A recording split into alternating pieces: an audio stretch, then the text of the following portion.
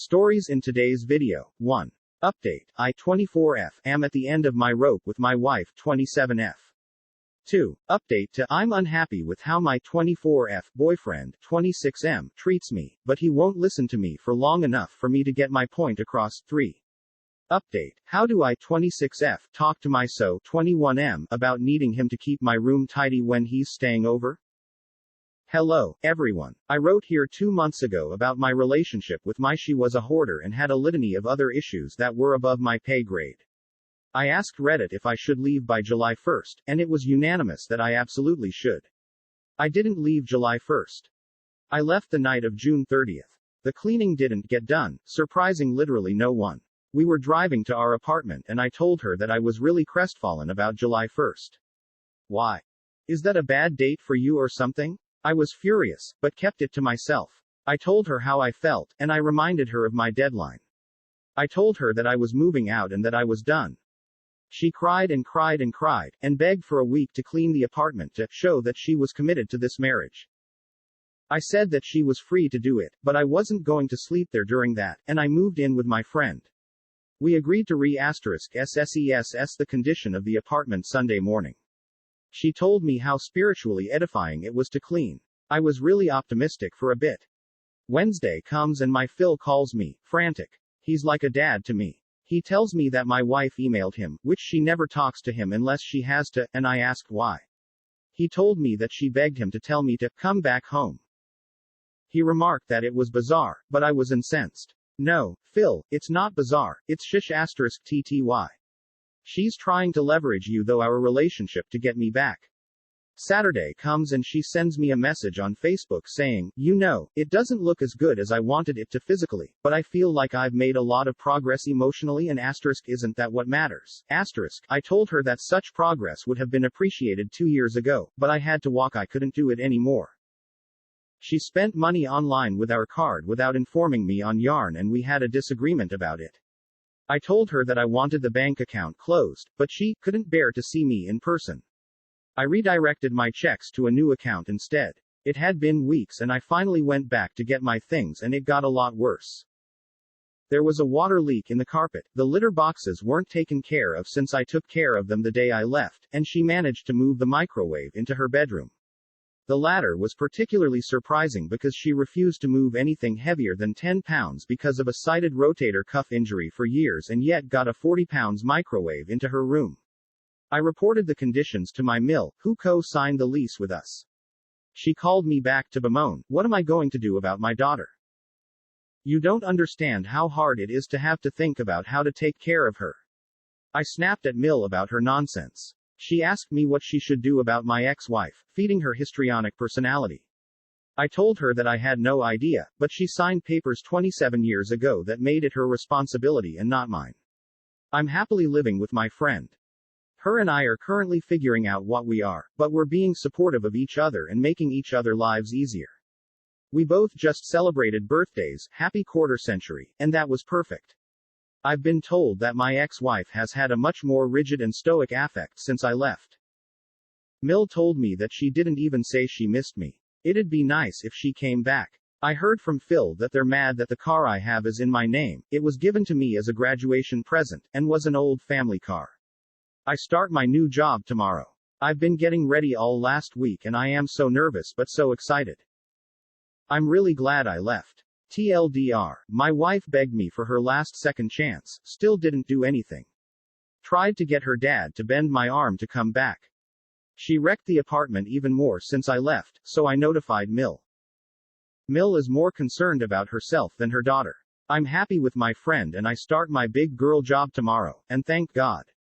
Edit. I made this clarification in the comments, but it needs to be said I was estranged from my friend when I got with my wife. I was disowned for being gay by my family and had to immediately leave college and sought refuge with my ex-wife, and my friend and I fell out of contact. We got into contact again this year when I was interviewing for jobs in the area where she lived, not knowing that she was there. I'm trying to figure out how we're going to be roommates in the long term, and for how long, etc.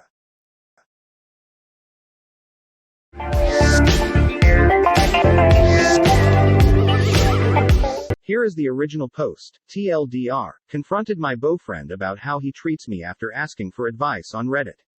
He cried and talked about his issues. We broke up.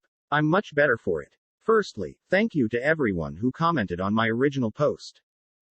I got so much from it, and seeing so many supportive comments really helped me. I learned a lot, so thank you all so much. I realized through reading your comments that I was in an emotionally abusive relationship. It wasn't communication tips I needed to get out. The past month has been so up and down, but I wanted to share an update. After a pretty weird, stepping on eggshells kind of morning, I confronted him about his behavior and mood swings. I prepped myself for a huge argument, and honestly it didn't go exactly as I expected. First of all, he started to deny he was doing anything wrong, but for once I stood my ground. I don't think he was expecting that. I had lots to say, many of your comments came in useful there, and I tried so hard not to back down. After a while he kind of changed. He got upset. He then started saying all sorts of things, that he was sorry but he didn't realize how his behavior affected me, though I'd brought it up many times. A little later on he said that he had been thinking for a few months that it was his fault my doctor said I had depression. So that's a huge contradiction? He said that for a few weeks he had been thinking about breaking up with me, because it's my fault that you are this way and breaking up sooner would have been the noble thing to do, but that he was so torn for ages. He said that's why he had been even more awful to me lately, that his frustrations were just coming out. Again, contradicting what he said about not realizing how his behavior affected me. He said he has never cheated, but I'm really not sure if I believe that. Maybe it's best if I don't know. Then something really unexpected happened. He started to cry, the first time I have ever seen him cry. He told me that he had been texting a work friend over the past few days about our relationship. He even showed me a message she sent to him which went something like this: "You have a wonderful, textbook girlfriend and you are f*** king it up because you are being an **ss. This is why everyone at work thinks you're a psychopath. You are so cold and bad when it comes to feelings. So I guess it wasn't just me who found his behavior not normal?" He cried even more and said that he doesn't feel close to people, that there's only a handful of people he lets in and he doesn't know why he does that. He said that even being around his immediate family was cold and formal and he doesn't know why he is like that and can't connect with people, and that's also why he throws himself into work so much. I told him that if he didn't get help, he would end up a very lonely old man. In that moment I felt pretty strong and proud of myself. So as you may have guessed, we broke up. Part of me for a while even thought about trying to save it and work at it, and now that I look back I can't believe I was ever even thinking that.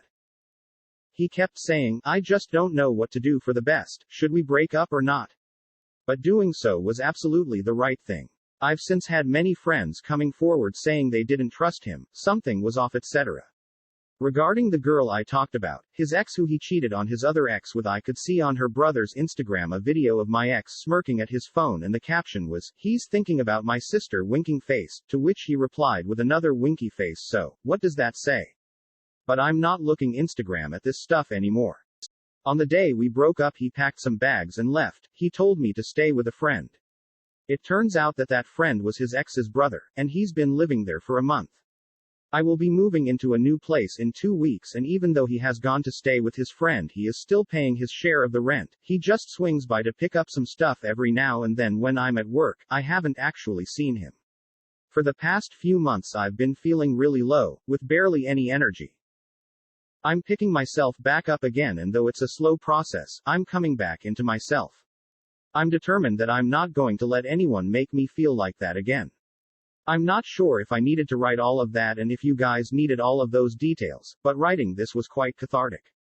I guess I would just say, to anyone who is reading this and my original post, who is in a relationship that they feel horrible in, just leave. It's hard, but please leave. You will feel so much better.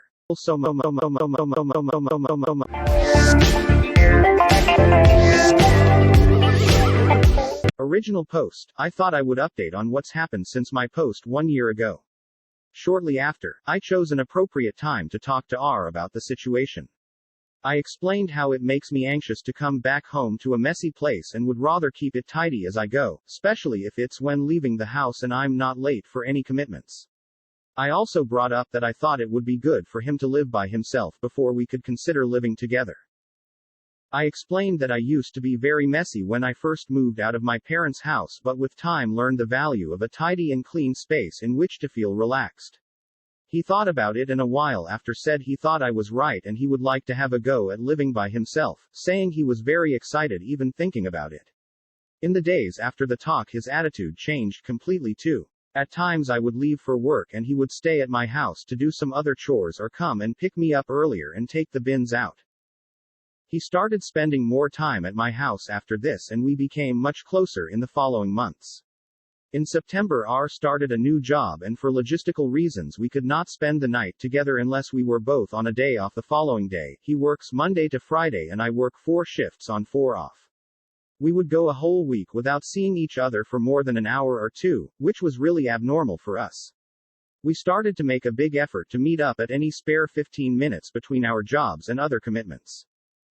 Sometimes one of us would drive to the other one after work just to say hi for 10 minutes and then leave. It really showed how much we cared about the relationship. Around this time I was looking for a new house as I had a raise at my job and could afford to live somewhere on my own as opposed to a shared house. I went to see a flat that was perfect for me. Ticked all the boxes, including budget. The only thing was that as soon as I saw it all I could think of was how it wasn't to be just mine but mine and ours. That evening we sat down and I told him about the flat and what I thought as soon as I saw it. I explained how the efforts we had both put in the relationship over the last few months proved to me that we had a relationship worth cherishing. He asked me for some time to think about it and eventually said he too thought we should move in together. R said he didn't feel like he needed to live alone to discover himself. We then sat down and wrote a list of things we would look for in a place, including a budget and how much we would need to spend on furniture, etc. Edit. This note now hangs in our bedroom wall as a sign of how we dreamed this house, planned it and accomplished it together. By this time I had decided to forget about the perfect flat I saw and we decided to look for another place together. A few weeks go by and the agency calls me to say the flat I had seen a month before was still available and the landlord had lowered the rent. We went to see it and R loved it as much as me. Over the last 5 months he has surprised me every day. He has taken this flat and looked after it in a responsible adult way. R has been busy fixing everything that needed TLC in the house, spent time decorating the bedroom, he even started to cook and now makes delicious meals. His parents visit often and are super proud of him too. We are 2 happy peas in a happy little flat. Thank you all for your advice. Special shout out to you, baffled_soap for this. It made me realize that maintaining a living space is a life skill anyone can learn. Edit 2. Thank you everyone for all your kind words. I plan to show this post to R when he gets home from work. I should probably add that when friends ask us how living together it's going he says he's the clean one. Cheeky.